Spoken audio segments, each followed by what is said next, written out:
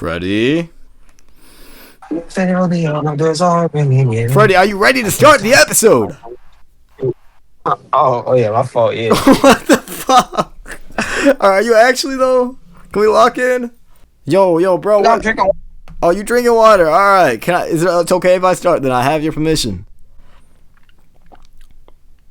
You don't have shit. You just start. Okay. Ladies and gentlemen, welcome back to another sensational episode of Slandertime. This time we're talking about Al Ewing's Immortal Thor, the second chapter, which is called The Mortal Thor, as well as the second half of the comic series, The Immortal Thor from 2022, that we began in our last Thor episode. Now, at the end of that last episode, we talked about a little bit of a fall-off. Freddie, did it get better? You know this shit. not in like. It didn't get better. Somehow, it got even worse and more confusing. And I hesitate to even say worse because there's a lot of elements that are just not. I don't understand them because I don't know every single Thor comic in the world. So I'm like, what's that? Who's that? He has a son from another universe. What the fuck does that mean? What is going on with the politics here? What's going on with, why isn't he just dying already if he's fated to die? Thanos was like showing up in his head for some reason. And a lot of the time here, they don't explain this particularly well. So I was just confused. So hopefully we can solve some of those mysteries on the show today, man. But before we begin, what are we rating this out of 10? Give me a rating in 3, 2, 1. 6 out of 10 for me. Now, you said 5?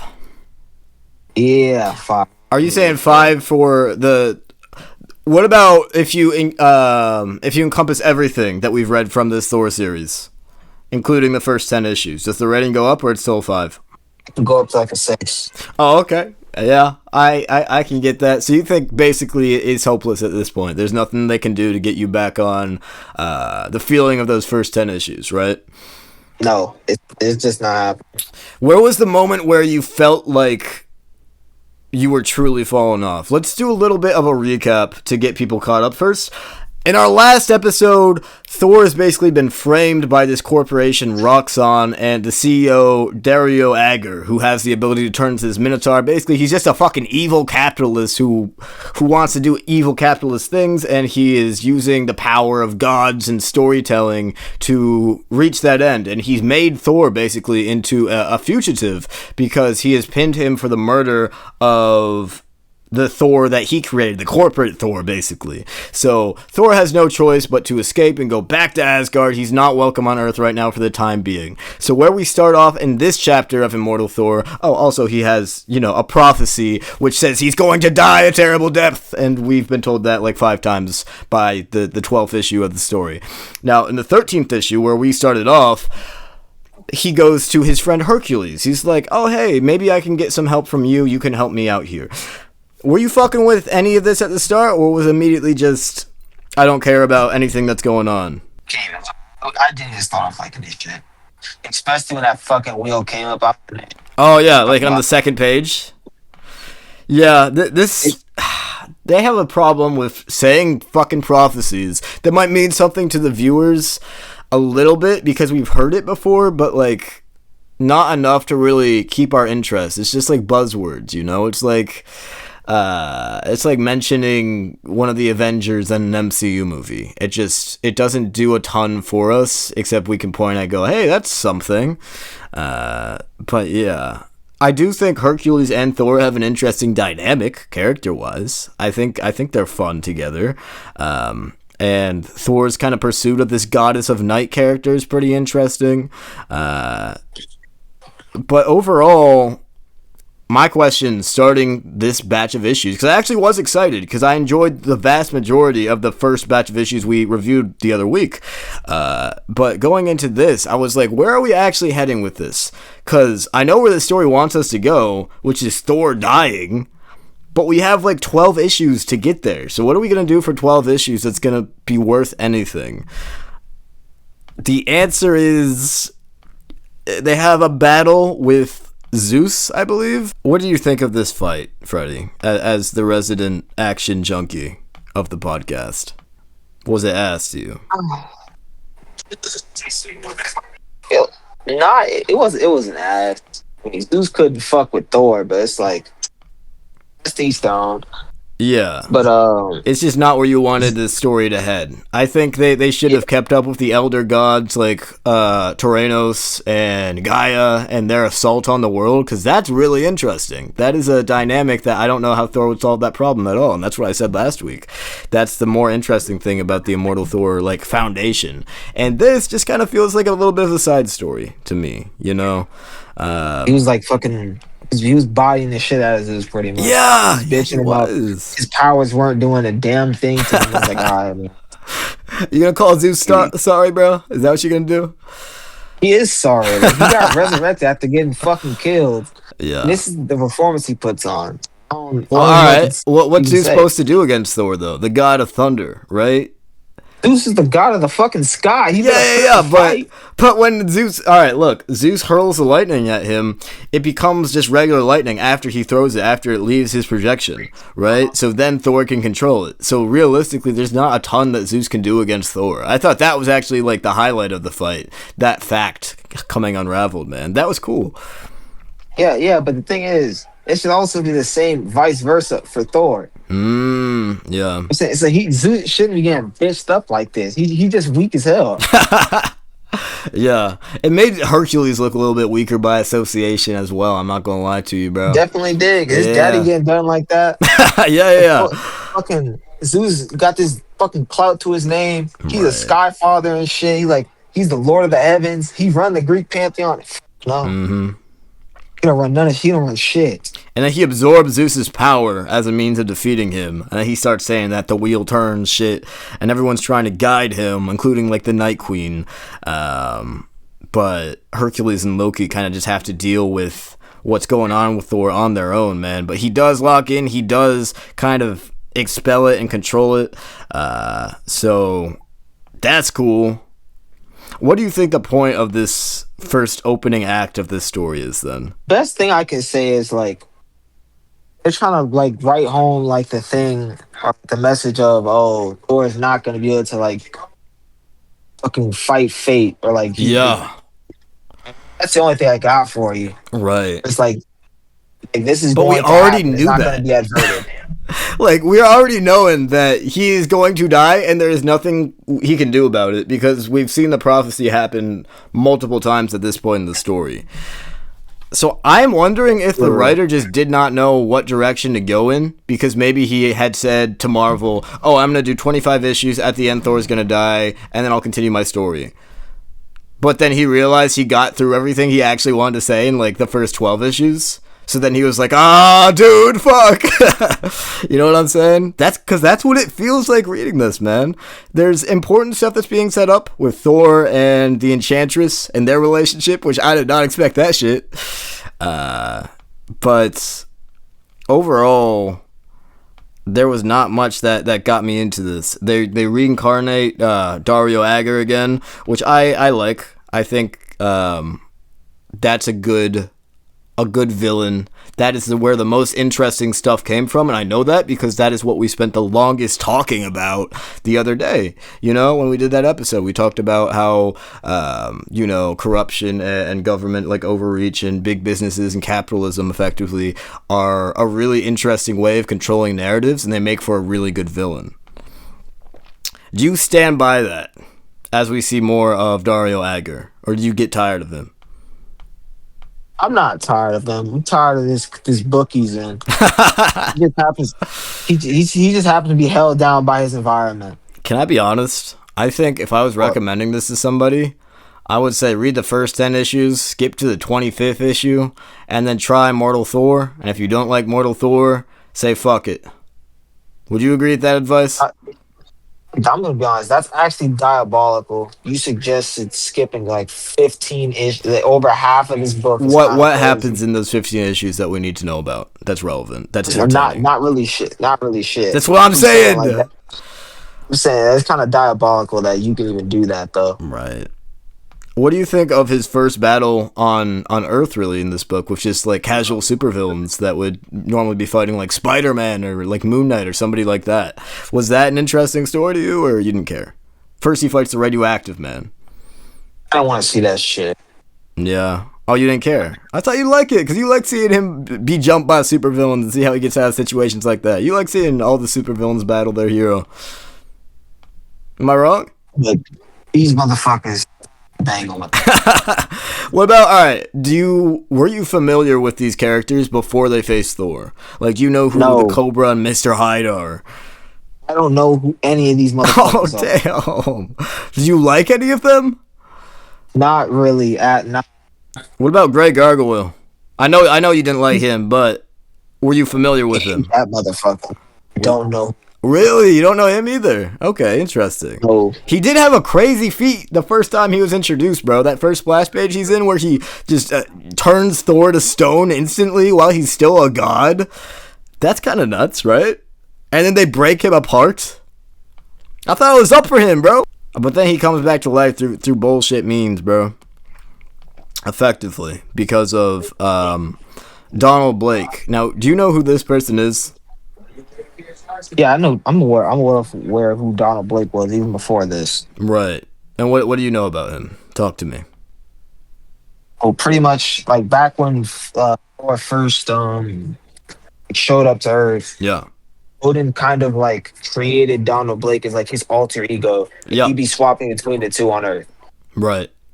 That was his punishment so that he could learn humility because he thought that he needed to walk as a mortal man in order to learn to respect life because he was too arrogant, as we see in some of those earlier issues.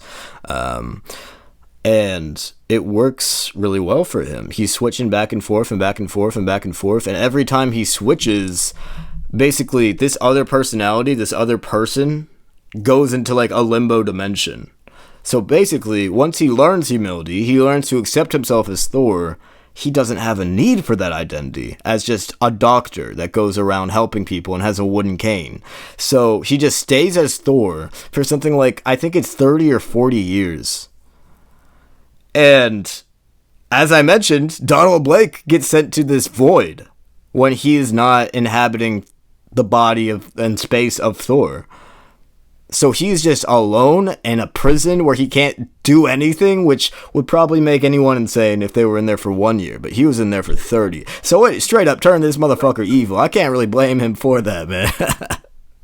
I really can't. And then Loki manipulated him into taking his place on his punishment, which was snake venom dripping into his eyes forever in a cave. That's a good motive for a villain, man, because that's not Thor being a terrible person. That is him just not considering something that he didn't know was really a possibility. I like this character and this dynamic, and this was the first thing that made me go, oh, wait, hold on. This might be something right here.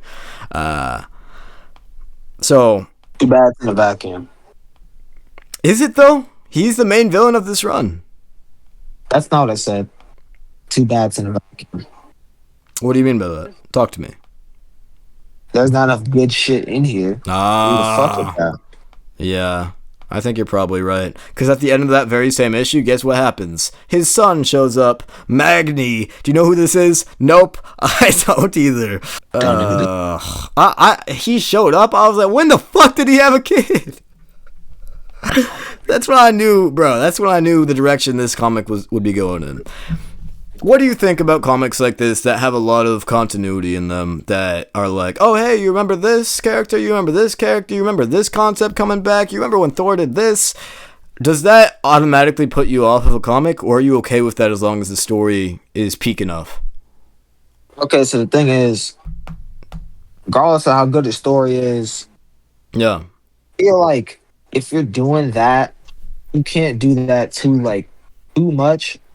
Otherwise, anyone who hasn't going to be fucking with it. Or like, yeah, I agree. If you are going to do it, it has to be like easily manageable, where you don't need a bunch of prior context from any other book to still be able to follow along with this shit that you're placing in here. I think I like it when there is a big buildup over like a few years of like an era of a superhero, and maybe that's a few different runs put together.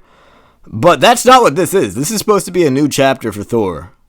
And they were doing a good job, again, for the first 10 issues of the series with that. Like, nothing was confusing to me who hadn't read Thor comics lately.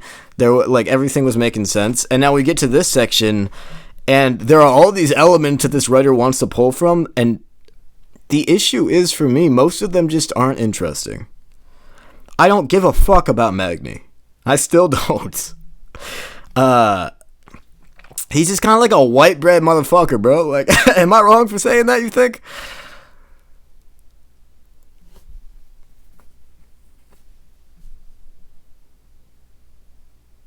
Freddie?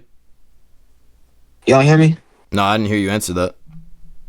Nah, I said you're on his ass right now, but you're not wrong. Yeah, man. I mean, look. If you bring in a character like this, it has to be for a very specific purpose. And as you see in the very latest issue of Mortal Thor, which we'll get to in a second, it does have a purpose. There is a reason for this person to exist. Slowly but surely. But when they're introduced, and when all of these elements are introduced, you, as a reader, have no idea what the fuck this writer is thinking. You're just like, oh god, let him cook, please. He made Immortal Thor. It's like when people say Kanye made Graduation when he's being racist. That's how I feel about reading the series right now. I think that's a good comparison. Because he's written some amazing stories.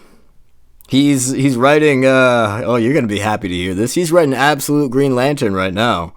It's the same guy. This is impossible. It's the same guy. Impossible. It's impossible. Impossible. Bro, alright, you think he's just phoning it in then? Is that what it is? I don't know what's going on. I really don't. Did you get the impression he just doesn't care?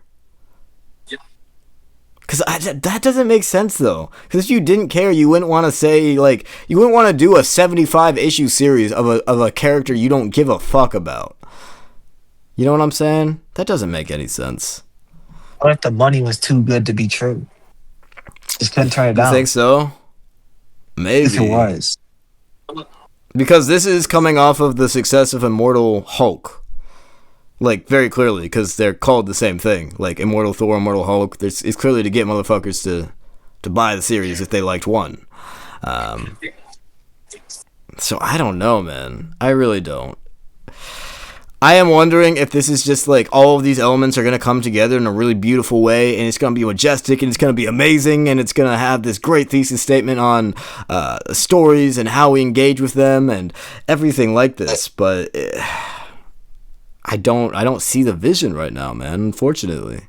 Which is crazy because those first 10 issues had like some of the best thematic basis that I've ever seen in a comic starting out. You got deeper into more interesting themes in those 10 issues than most comics will ever do along their entire run, you know?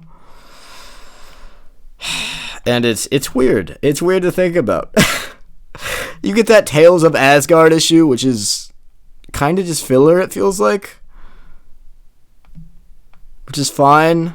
But then you get into the last arc of Immortal Thor, and it starts off really strongly. This was another time where I was like, oh, okay, hold on, he's locking in, it'll be okay.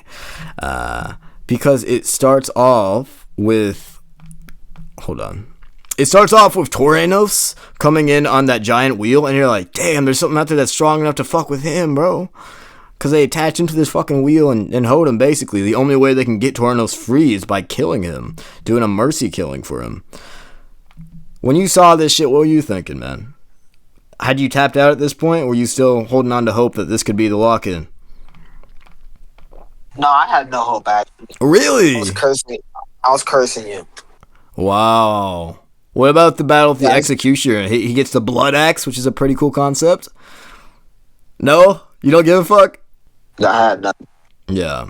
That was a weird one for me, too. Because I was excited at first. I was like, oh, okay, we're setting up the Executioner to be like the prelude to the final boss of this arc. That's cool. He's a good villain. Let's see it, man. He got this axe that makes him able to hang with Thor, basically, for the first time in a while. And you have Thanos, like, behind him, which my guess with that was, you know how Thor is the one to, I think, doesn't he kill Thanos in Endgame? At the start of the movie. Yeah. I thought that he was maybe, I don't even know. I thought maybe he was feeling some guilt for that, like, or Thanos came back to haunt him or something like that. But we never really get an answer. Did you understand what that was? when he's battling the Executioner and behind the gate, Thanos is taunting him? It's this simp ass on one in the comic. It could have been beefing about anything. That's true. That's true. I don't know exactly what their history is, man. But it's a decent fight for a little bit, but he's not really taking the Executioner too seriously.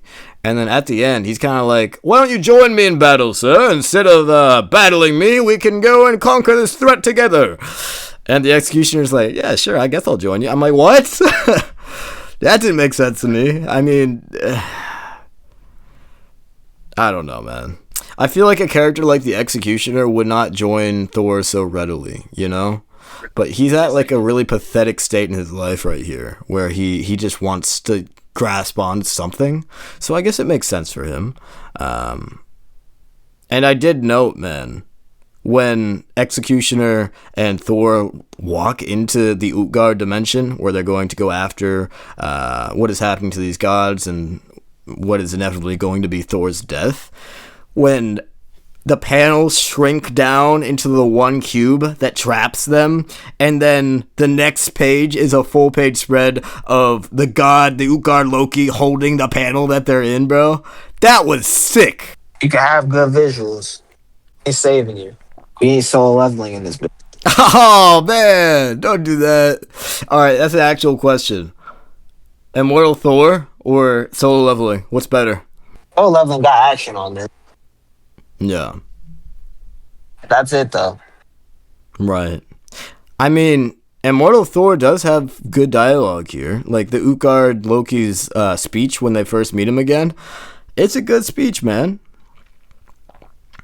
About the coin and its value. He says a coin is what it does if it has no value. If it is not part of a greater bargain, it is not truly a coin, only a piece of metal. When a coin becomes a coin, it becomes a symbol for an entire system. A dying planet, for example, or an endless city. The coin is the city, and the city is the coin, and the coin is a trap. Because it ties into everything that we were saying about capitalism. You know what I'm saying? And it's what you decide is the answer for your fate, effectively. Which ties into Thor as well. So, thematically, that whole speech is incredible for what it does for both of their characters. So I was like, alright, he can still write when he wants to, occasionally. So what are we doing, man? And then he's trapped in Utgard. Again, cool visually. It's like a labyrinth type of thing. It looks like the place where the God's Hand live in Berserk, or I guess the castle in Demon Slayer. If you're more familiar with that, man, a little bit. And they got these zombies that are coming after them. And every page at the bottom, you see the choice between heads or tails. So this entire comic structurally is really interesting. I like the way it plays with the medium a lot, even if the actual story isn't exactly to my taste. I liked what they were trying here, because this is a maze with no escape, and their choices are all they have and which directions they go, right? And seeing that was a cool visual to make you understand just how many choices they have to make while they're trapped in here, and how futile a lot of it is. What do you think of this issue? Oh, God, shit, man. I told you what. Yeah, fair enough. I told you what it was going into this. Yeah. Then they fight a giant Minotaur in the maze. And that is probably the best fight we get here in this entire series. But it's a fun fight. They all have like this big group boss battle. What's up? Jackson should be with this man. Say it again. He's on some Percy Jackson shit beefing with this man. Yeah, really, man. I thought this had more relation to Dario Agger, but it doesn't really seem like that's the case. But the way he gets that motherfucker is pretty cool. he impales him with a ring through his fucking nose, which is disrespectful, but he gets his ass on the floor, so it's alright. I'll speed through the rest of this, man, because I know you don't give a fuck. And I kind of don't either. You know, and Thor triumphs in the end, which is not what you're expecting. You're expecting him to die. And then Loki stabs him through the heart to sacrifice him for a spell. What do you think about this? Did you expect it? No, I didn't, but I'm not surprised. That's really it. Because Loki's been a little bit too kind, bro, throughout this entire run. I was like, that's not... He's been on bullshit this entire time. Yeah. He To start, does. the motherfucker's like, yeah, I'm your enemy, Thor. Right. Exactly. He tells him right from the start. So it's W foreshadowing. I do like that moment. Even if I think most of the second half is boring as shit, that is a good payoff to what was set up with them early on in the run when they were training together. He does feel genuinely like he didn't actually want to do it, but it had to be done. You know what I'm saying? But when a god dies, interestingly, because we've never really seen it before in Marvel Comics or anything like that, history itself is basically rewritten, which is a really interesting choice. So what happens in the history of Earth, for example, in everyone's memory, is that Thor gets replaced as a founding Avenger with Beta Ray Bill, which is kind of cool, man. He gets his time to shine a little bit. But Thor effectively is in another dimension now. It's revealed that this is all the plot of his other self, Donald Blake. And this is where you get the first, like, really good confrontation between the two of them. And you feel for them, bro. He's become the god of lies, which is what Loki used to be before he became the god of stories. And he's making good points, man. Whose side are you on here? Who's actually at fault in this situation? He got some bars in here, man. I'll go fuck what he got. He a bitch at the end of the day. He said madness is thinking you can learn humility from a distance. Okay, hold on now. That's spinning, right? Hold on now. Yeah, I man. think you know what he's talking about. Yeah. Believing you can learn humanity while taking little breaks for godhood. Imagining that you can die, suddenly, inevitably, in pain, in love, in the middle of things, die as humans must die, and still be here. That's when I knew, like, hold on, bro. He remembered how to write. He remembered how to pick up the pen. Yo. But overall, I don't know what to tell you, bro. Thor basically sacrifices himself to remove himself from the equation of Donald Blake's life. And then he doesn't get reincarnated, but he imposes his values onto someone that is living in the human world. A beautiful, big, Norwegian blonde man that is massive, named, what's his name? Sigurd Jarlson. It's a crazy name, by the way. It was genuinely directionless, except for him dying. That final confrontation and him dying. And yeah. Alright. Do you have any last thoughts on the first Immortal Thor series before we go on to the relaunch, the Mortal Thor? No? There's absolutely nothing. Okay. So, Freddie, you start reading the Mortal Thor. And I know you got opinions on this one. You see the setup. He's just a guy that has Thor's values imparted in him. He doesn't remember where he's from, except that he's fucking Norwegian, and he lives in New York now, and he has an apartment. And he has some mysterious somebody that is helping him establish this life here. And he is a construction worker. Do you like this setup at all? He's there standing up for construction workers that need help, that are trying to, like, unionize against this big evil business, this corporation. And he can basically help them by taking on the battle for them so they don't I don't even know what you call this, but there is a word for when a business basically organizes security in a hostile situation for a unionization kind of rebellion within a company, and they incite people to violence so that when they attack, they can be fired without any sort of repercussions. There's a word for that. I'm missing it. But Thor basically gets in the middle of this, and instead of doing what he was, kind of being paid to do, if you accepted the pay rule, which is destroy, get these people fired that just want to keep their jobs and have good pay, he stands up against them and he starts beating the mess out of all these people with his hammer, man. And it's pretty sick. He, wasn't attacking them randomly. He just diffuses the situation, and later on he gets jumped in an alleyway. They tell him that Thor is someone who they look up to and who's gonna wash away all the fools. And Thor doesn't like that very much, so he kills them all with his hammer. Yeah, that first issue was good. All right. We don't have a problem with the first issue, bro. That's what's up then. And I like what it does thematically, again, for the story, man. You are looking at people who have willingly misinterpreted a story that is very, very important to Thor, obviously. You have this idea of people who misinterpret stories just so that they can use it to their advantage, right? Which Sigurd doesn't remember his past, but he knows that Thor is kind and just and all of this without even really recognizing why he knows that. And I like the fact that this isn't like, oh, this guy doesn't play by the rules. This guy doesn't, he doesn't have a kill rule. Because whenever someone says that, it just seems annoying to me because it's like they're trying to make this character edgy for no reason. Like, if a superhero doesn't kill people, I don't think it makes sense to make them kill people. Personally, I don't think it makes them more interesting. It just kind of makes them a different character. But here, it feels like the values are intact, and he just doing what he can to preserve himself and his life and the lives of the people he cares about. Where for you did this start to go downhill? Number 6. Oh, well, alright, so you like the first while. Because he's got a good relationship going with his fucking neighbor, that's fun. He's tracking down the people who are doing this bullshit to him. He knocks on their door, bro. He says that bitch flying out. Yeah, number 6 is... Bro. Yeah, number 6 is definitely when I...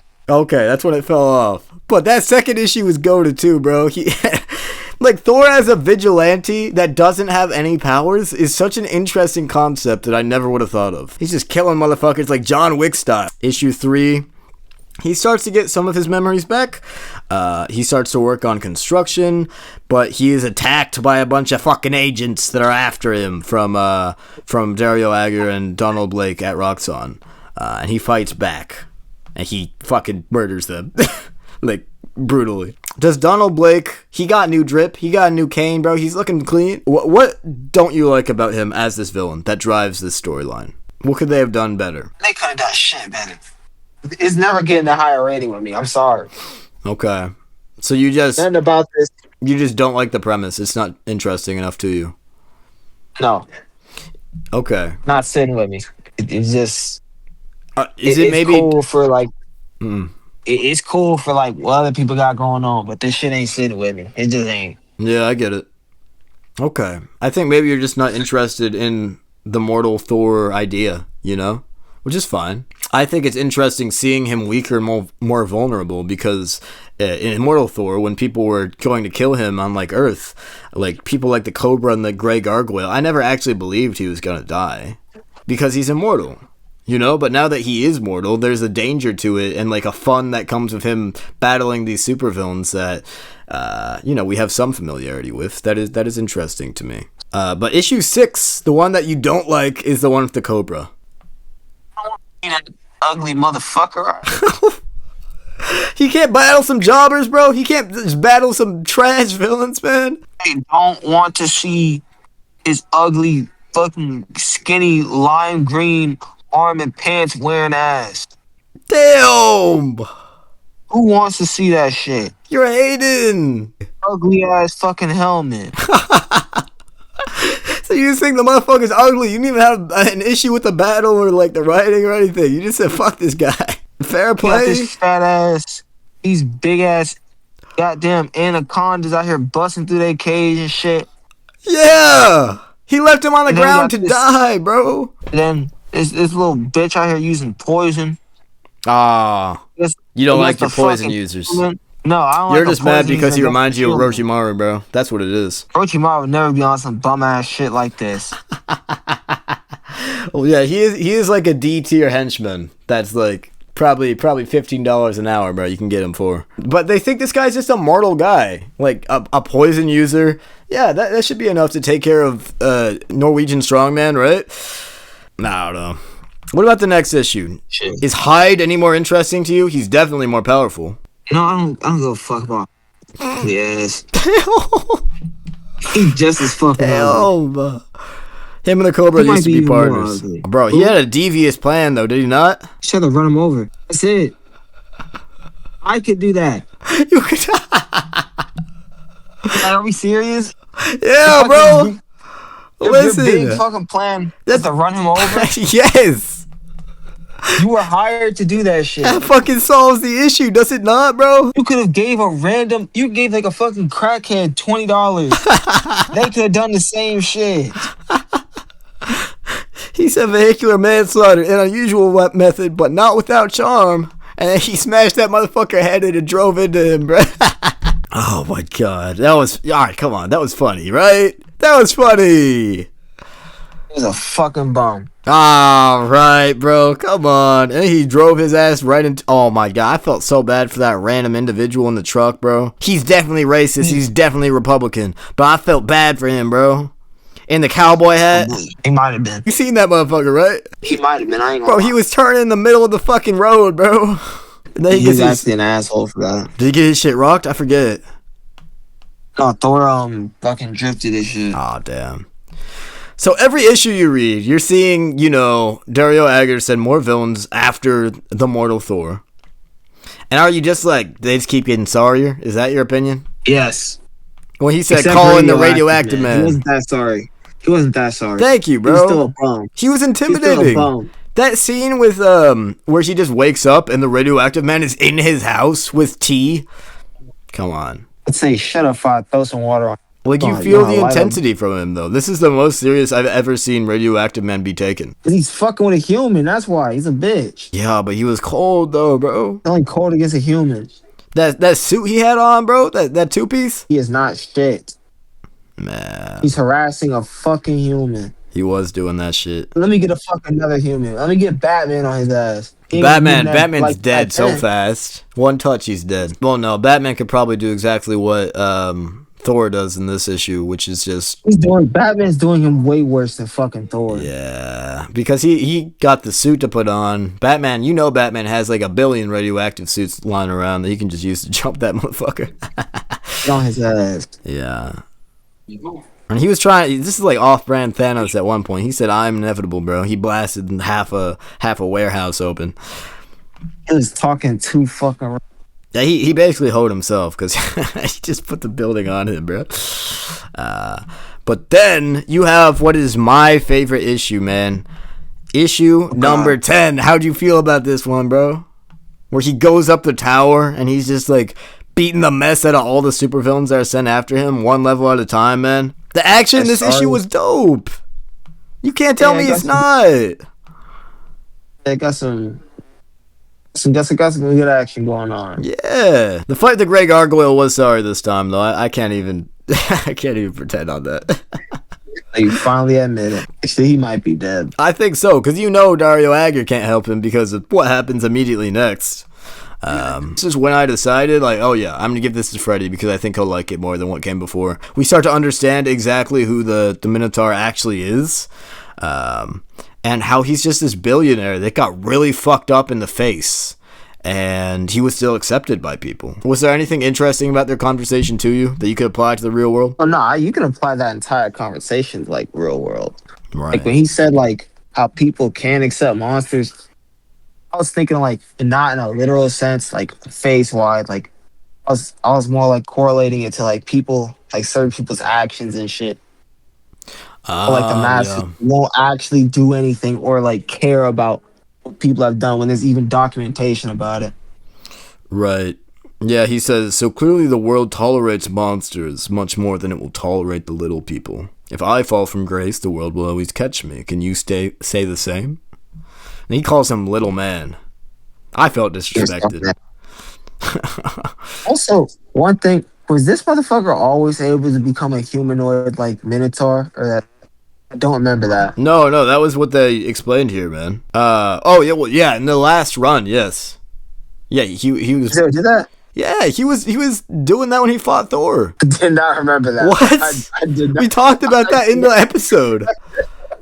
I did we not called him the Minotaur for like half that episode, that was his name. No, it wasn't his name. I called him that because he became a Minotaur. His name is Dario Agger. I've been calling him the Minotaur so Oh hell no! All right, bro. Because I didn't remember him looking that detailed a fucking Minotaur, but I did not remember that. Yeah, nah, he is. I do like the scene where he's trying to, he's losing it a little bit. He's losing this battle. And Agar is just like ranting to him about his capitalist bullshit. And every time he starts talking, Thor just bats him up the head with another hammer, bro. Yeah, That was a funny scene. Yeah, that was good, bro. And then he trips his ass, which is a good way to beat a Minotaur, I feel, because they got little legs. And he sends his ass out the window! And he fucking dies, bro. Do you want to talk about this climax at all? Because I personally like the direction the story's going in here. I think I'll keep up with this series, even if you don't. Because I want to see how it ends, because it's clearly towards its end right now, right? Again, the art continues to stay pretty fucking good here.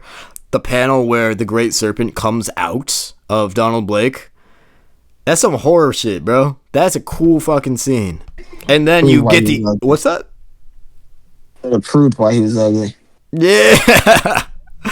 And then all of a sudden I'm wondering, like, I no longer give a fuck about anything else that's happening in the comic. How is a mortal going to defeat a serpent god? That is an interesting conflict to me. Do you agree or no? He's gonna find a big ass god bird. Now, issue 13 is weird because we step away from the action, and I thought this was going to be another filler issue at first. Well, what happens is kind of important because effectively the Enchantress tricks Thor's son, who is becoming the Allfather of Asgard in the time that Thor is gone. He is tricked into basically going to this fucking hyperbolic time chamber that he can't get out of by the Enchantress. And he's just hoed for literally 100 billion years until year, forever, and a day. And he just dies. And a day is crazy. And then, yeah, that was a crazy issue. That was a crazy sequence. It just added in a day. It felt unnecessary, bro. Because the line before it comes up with that banner, he's like, he had ceased to expect justice. He knew he had no more right to that than the smallest scuttling creature in the universe. But he had no less right either. So he would fight. He would fight as long as he could. No matter what, he would never yield. And then it says year forever today. And you cut to him and he's his fucking skull, bro. And then the Enchantress gets to become the All-Mother, which was her plan all along, which is what was set up in the bullshit issues of Immortal Thor that we didn't like. So I like that some of that's coming back. It makes me feel like I wasted my time a little bit less. But overall, that is the Immortal Thor, man. Do you understand why people would like this series? I can see it, but I also have one more thing to say. Yeah. It's the most fucking predictable twist I've ever seen. The Enchantress becoming All-Mother? I knew that shit was coming. Yeah, I knew it from the time that they brought her back into the story and she was talking about, like, that being her goal. Like, I knew she was after that shit. It was still good, though. I liked the way it was presented. Because I didn't expect she would trap him in a time chamber for 100 billion years, you know? Her own son. That's kind of crazy. She literally said straight up, fuck her son. Yeah. But I don't think she actually meant it for real, you know what I'm saying? But when Thor was talking about her son, whatever, he was like, yeah, Micro, whatever his name is, she pretty much said, fuck him, I'm bringing back Matt Mogny. I was like, why? I see. Yeah. Clearly ain't love that little motherfucker. Are we abandoning Thor as a series for now until maybe the next run starts? Are you done with this series, you think? Yes. Okay. I will keep reading it for the conclusion of this arc because I want to know how they defeat the Serpent. And the next issue is issue 800 of Thor. So I imagine that is where all the important shit is going to happen. So I will let you know, I think like in a week or so it comes out. And we'll see, man. I'm hoping it's really good. But overall, yeah, a little bit of a disappointment after Immortal Thor, which I need to go back and reread because I don't remember it too much. But I remember being impressed by it. And like I said, this only impressed me for the first 10 issues, and I love those, and I'll go back and read those some days, especially the story with Thor and Loki and their journey together. That's an amazing issue. And all the themes they were setting up are really interesting to me still. They just spent so much time, I don't even know what was wrong with it. They spent so much time setting up continuity stuff that doesn't really matter to the main story, so that everything else kind of felt a little bit obscured. And it got predictable because they had so much going on in the mix that you could see what the main plot was going to be very easily. And everything else just kind of felt like a bit of a distraction. But, yeah, man. All right, are you ready to go on to the bonus segment, man? Yeah. Let's do it. This was a good week for me personally. I thought every issue here was pretty solid. What is your top 3? We're going to agree heavily on this. Graham. Okay. Please. I need Green Lantern. Green Lantern? Really? I didn't like the rest. Wow. So you have a top 2, not even a top 3. Yeah. Okay, interesting. We're very different this week because the 2 that you didn't like, I really liked. I think I would say my number 3 was Batman. My number 2 was it Doom's Quest or was it? I'll say Doom's Quest. I like Doom's Quest a lot. And my number 1 would be Fantastic Four. So we have completely different opinions on this. This will be really interesting. Let's start off with the series that didn't make it on there at all. With a new series that we're adding to the rotation to see if we like it, Phantom Road.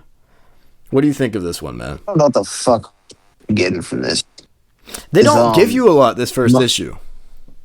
This mummy trucker motherfucker. Yeah. What I'm guessing... shit. What's going on? I say it's beefing and shit. Yeah. It looks like it's going to be a little bit of a horror story, and we don't really have any horror comics that we're reviewing right now on the lineup, so I thought it'd be some good variety. I like the art.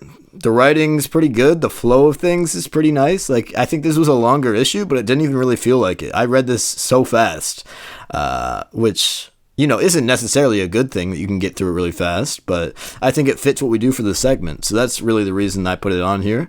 And I like I think what is happening in this story, it's about a trucker who clearly has some fucking issues, and he's on the road, and as he's going, he basically unlocks this alternate dimension, it seems, with these ghosts that are coming after him on the Phantom Road. But I think what this is kind of like if you've seen Stranger Things. It's like the Upside Down for people who have great traumas in their life they need to work through. So not only is it a Phantom Road, like actually literally, because there are phantoms on the road that will chase after you if you don't keep it fucking moving, but figuratively as well, because everyone that gets transported this dimension has some type of mental issue or something to work through while they're on this journey. And that's an interesting premise to me, man, if that's what's actually going on here, because it's not clear. But that's my hope, because that sounds cool to me. At the very least, I would say give it 3 issues. You don't sound excited about it. I'm not. You didn't care about it at all. Okay. Do you just not like horror stuff? Not necessarily. But it's like I just didn't find this shit intriguing. Okay. So maybe we just give it one more issue, and if you're still not fucking with it with issue 2, we'll just drop it. Still not what? If you're not fucking with it by issue 2. What? That's not what you just said. That's not what you just said. That's what I said. No, that's not what you said. I said issue 3 a second ago, but hearing that you're not into this first one, I'm not going to make you do 3. No. You lost the word, but I'm going to let that slide. You still not fucking it by issue 2? You think that's what I said? No, that's what you said. I know that's what you said. No, not true. But all right, Phantom Road, I'd recommend it. I'd give it a try, but yeah, it's kind of weird because we don't really know exactly what's going on yet. It could be really good, or it could just be a guy that is running from demons on an empty void in like Texas somewhere. But moving on to our next one, do we want to talk about the seasons real fast? Because I think this is a good issue, man. She's so fucked. Can we just talk about that for a second? Bro, Summer is gonna die. Because this story tells the history of this mirror that's been brought up in conversations before in the series. And it seems to be going across all of the different seasoned sisters to like meet them in some way. So there's some great plan that involves these sisters and this mirror that if you look at it, you get this curse where you see everything you want to see in the mirror for like the rest of your life, and you have this prolonged lifespan, but that's all you can do. You're not actually living life, you're just seeing it. You know what I'm saying? It's basically like a Black Mirror episode a little bit that is going on, this fantasy story. And I found that really interesting. And this whole carnival in this issue is an excuse for them to trap Summer, which is, Spring's sister, in this mirror that is going to control her life because she seems to be kind of a self-absorbed person. That'll work on her. Yeah, move the plot forward. It is definitely just set up. It's definitely just like it's a lore issue, if anything else. You know what I'm saying? But I did like it. I thought it was interesting how they talk about the difference between these celebrities and normal people, and that could be setting up something pretty interesting thematically for the future. But I like that Spring's not stupid. She's getting down to understand exactly what's going on here, and yeah, it was cool. I liked it. Do we have anything left that's not in our top threes? Let me check. Green Lantern was in your top three, though, right? Technically it was, but... Yeah, okay. We can talk about Green Lantern right now. This was fine to me. This would be towards the bottom for me this week, honestly. So I'm interested to hear why it's so high for you, man. What did this do that you liked?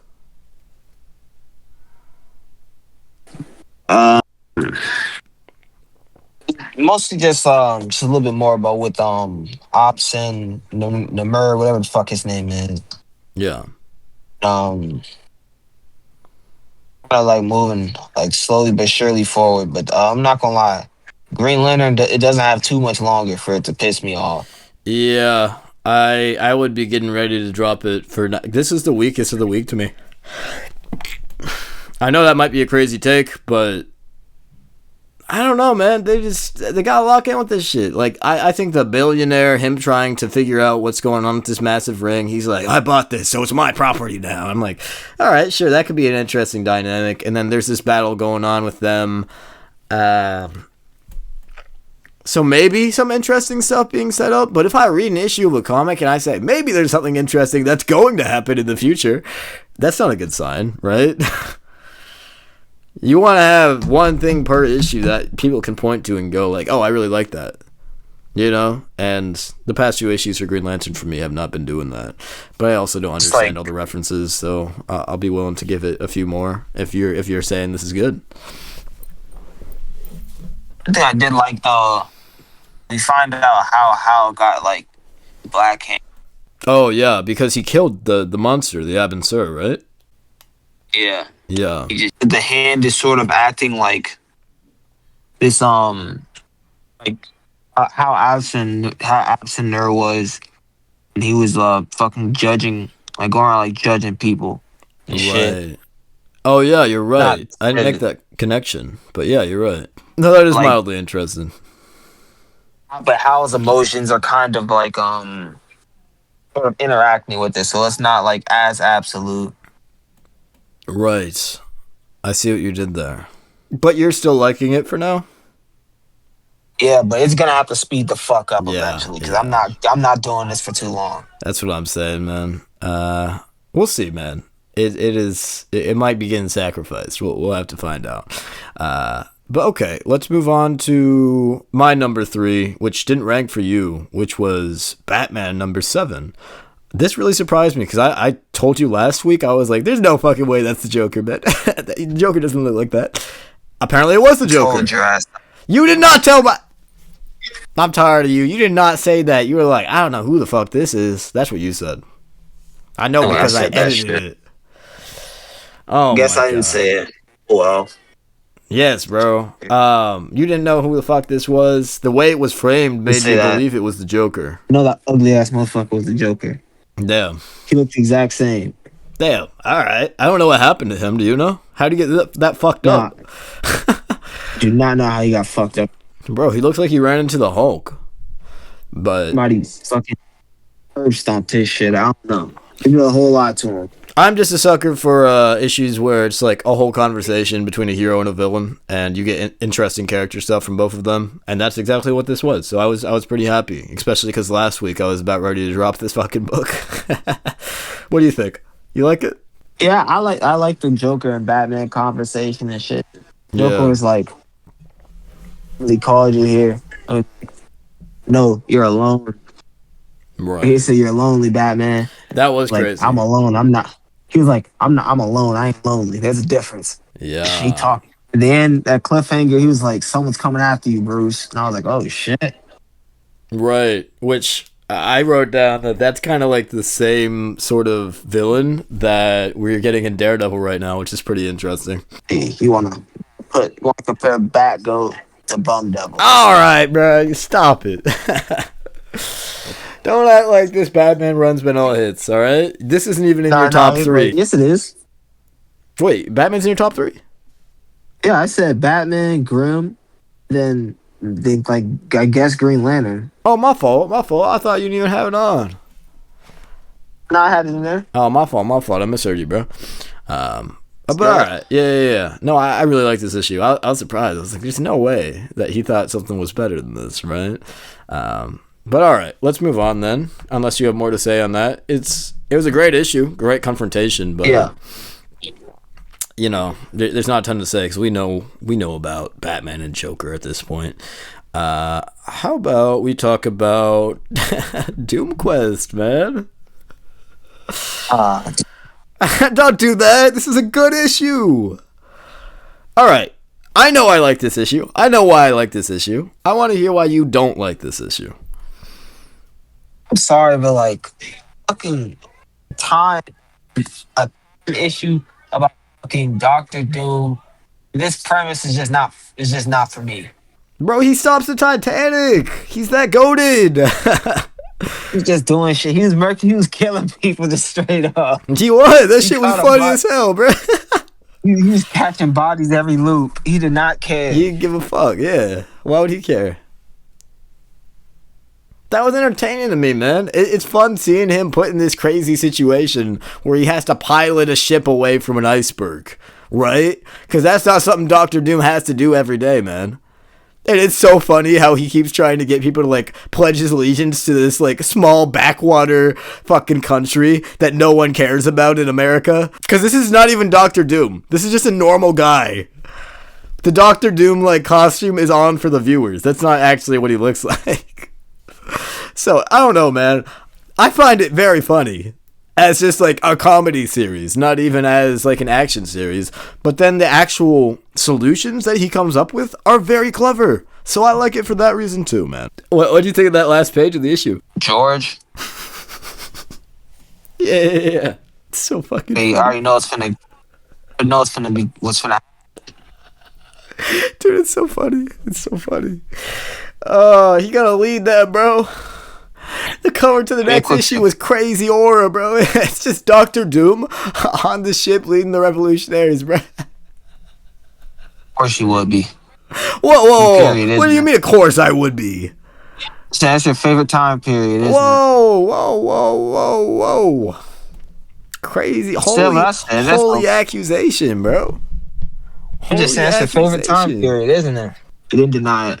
Do you think Dr. Doom would free the slaves? I want to say maybe. I think he would, bro. I think he would. Because he doesn't have slaves. He pays all his workers. It's true. He might do it for that reason. I think that's what you do. You gotta remember. Yeah. I gotta remember what, bro? Motherfucker, what do I remember? Bitch, I said Latveria like 8 times. I hear you. It didn't come through on the recorded. Alright. Yeah, he doing it for Latveria, bro. He doing it for Latveria. I don't know. I like the way this is written. I like the episodic formula to it. It makes it a good fit for this show. I don't know. I like it. It's a good time. Speaking of episodic formats, let's go on to Fantastic Four, because you didn't like this one. And this was not even a Fantastic Four issue, really. This was a solo issue catching us up on what Johnny Storm, the Human Torch, has been up to. And it's, I don't know, it's a solid story to me. I really liked it. This reminded me of, like, you know, Johnny and Spider-Man in the 60s, man, going through their adventures together. He has to find a way to, you know, work with a bunch of immigrants and people who don't have their papers with this company, because he's been, you know, kind of disgraced and forced to work for a dead-end job with his company, with this CEO who's just kind of a terrible person, who he figures out was actually a villain, a small-time crook that he stopped many, many years ago back in the 60s. So he goes after this guy, and then he realizes that without the rest of Fantastic Four, he can't really do much to harm someone, because he can't just go and beat him up. He would have to add some firepower to it. If he adds firepower, he burns just a normal guy, which is not going to end well for him, right? So he doesn't really know how to handle it. And he ends up doing it in a very unique way, man. Through fucking peer pressure, effectively. What didn't you like about it? Is it just your hatred for Johnny? He's wasting my fucking... He really pulled up here. He got beat up by a fucking human. He did do that. It's part of the plan, though. Like, he even throw a fucking punch back. He was like, oh, you hold back your fire torch. You either 0 or 100. I was like, where the fucking hands at, Johnny? You were mad that he didn't fight. You're a fucking superhero. You've been on the job for over a decade. Run that fucking fade. Yeah, all right. So I could see that being what bothers you. You don't need your powers like to fucking box this normal fucking human. So if the issue ended by just him beating the shit out of this guy, not a fucking assassin. Like shit. If the issue ended with him just beating this guy up, just using hands, bro, straight hands, it would be a good issue. I would have let it slide if this guy actually just whooped his ass because he had hands for real. He lost to a fucking street, but are you telling me I can whoop Johnny Storm's ass, Riley? Yeah, you could. You remember that one Spider-Man issue that we did? Where he's like, hey guys, I'm trying to purchase some Zoomers. They're like, damn, that's the whitest white guy I've ever seen. Get him. And then they just beat him upside the head and he's knocked out in one punch. You remember that? But like... That's who Johnny is. He's not good at fighting, Johnny, bro. Though. This Johnny's been like over a decade since then. No, you are right. I would have thought he learned something. His fucking sister and brother-in-law have kids that are like teenagers now. He's fucking old. All right, I see your point. You know, I'm not mad at that statement. I don't think you can say the issue's ass just because you didn't like that one core moment of it. It's not one core moment. Like the whole issue is built on this, Riley. You are right. He can't do shit. Yeah. It's like there has to be a reason he genuinely can't do shit. You're right. Yeah, no, I can see that. I just had fun being with Johnny again, for real, man. And I liked how simple it was. Each their own. Yeah. But I think this Fantastic Four series is going to have a lot of variety, and we're going to have a lot of different opinions, man. But you are still big on this series overall, because you really like the first two issues, right?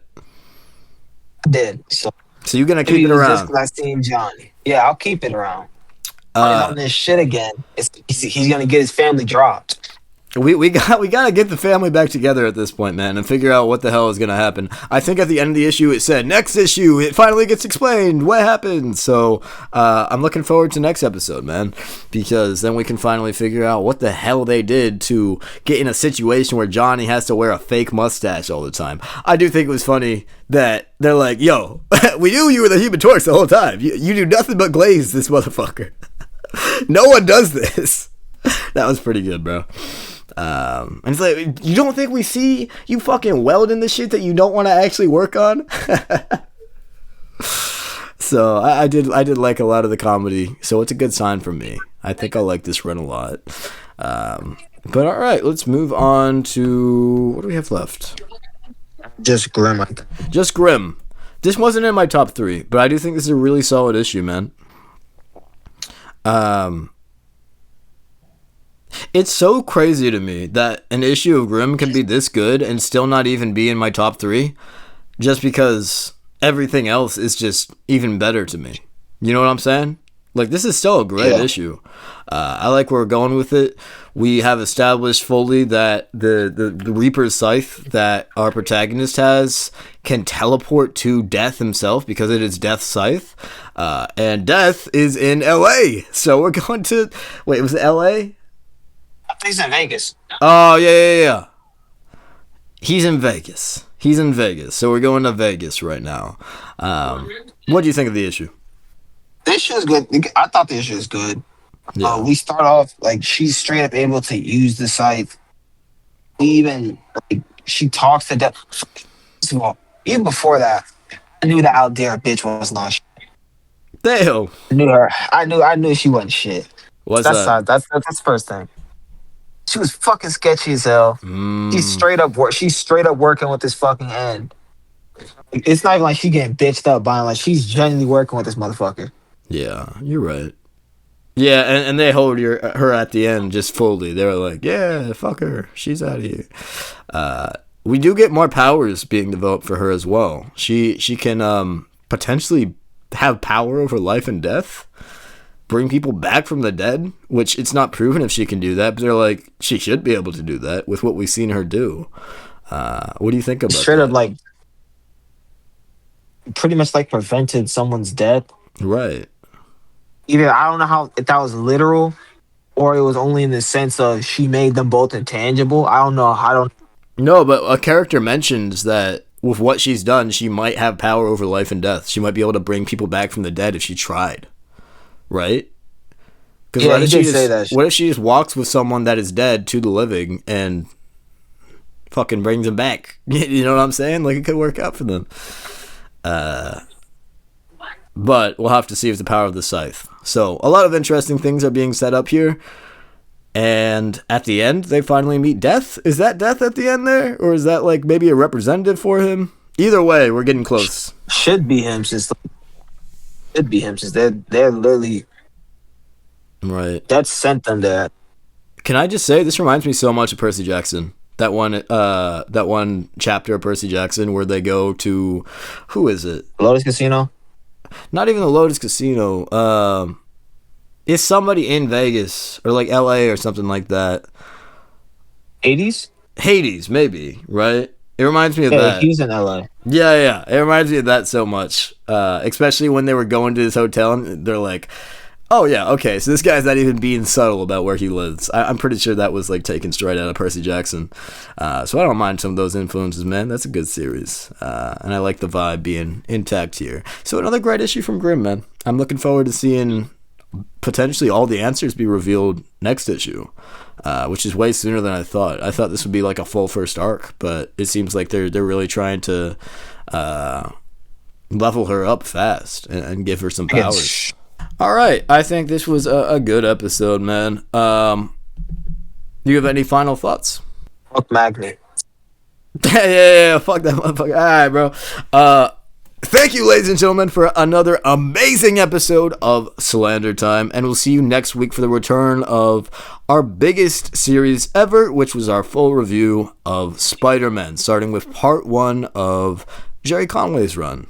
After the death of Gwen Stacy. So we'll see you then, man. Have a good one. That wasn't bad.